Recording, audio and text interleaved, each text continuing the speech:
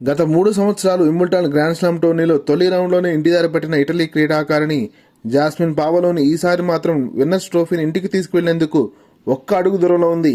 గురువారం జరిగిన మహిళల సింగిల్స్ వింబుల్డన్ సెమీఫైనల్లో హోరాహోరీగా తలపడిన 28 ఏళ్ల జాస్మిన్ క్రొయేషియా క్రీడాకారిణి డోనా వెకిచ్పై విజయం సాధించి తొలిసారి వింబుల్డన్ ఫైనల్లోకి ప్రవేశించింది. అంతేకాదు ఈ గెలుపుతో వింబుల్డన్ టోర్నీ మహిళల సింగిల్స్లో ఫైనల్కు చేరిన తొలి ఇటలీ క్రీడాకారిణిగా రికార్డు నెలకొల్పింది.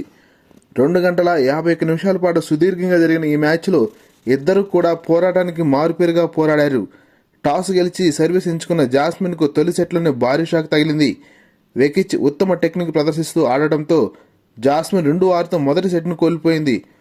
కోర్టులో చురుకుగా కదులుతూ వేగాన్ని పెంచిన జాస్మిన్ అద్భుతంగా పుంజుకొని 6-4తో రెండో సెట్ను సొంతం చేసుకుంది.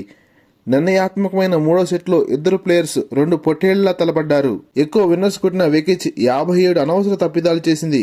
జాస్మిన్ అత్యధికంగా సర్వీస్ నిలబెట్టుకోవడంతో మూడవ సెట్లో 4-5 వద్ద మరియు 5-6 వద్ద 2 సార్లు మ్యాచ్ పాయింట్లు కాపాడుకొని అద్భుత విజయాన్ని అందుకుంది. 2 గంటల 51 నిమిషాల పాటు జరిగిన ఈ మ్యాచ్ వింబుల్డన్ చరిత్రలోనే సుదీర్ఘంగా సాగిన సెమీఫైనల్గా రికార్డు సృష్టించింది.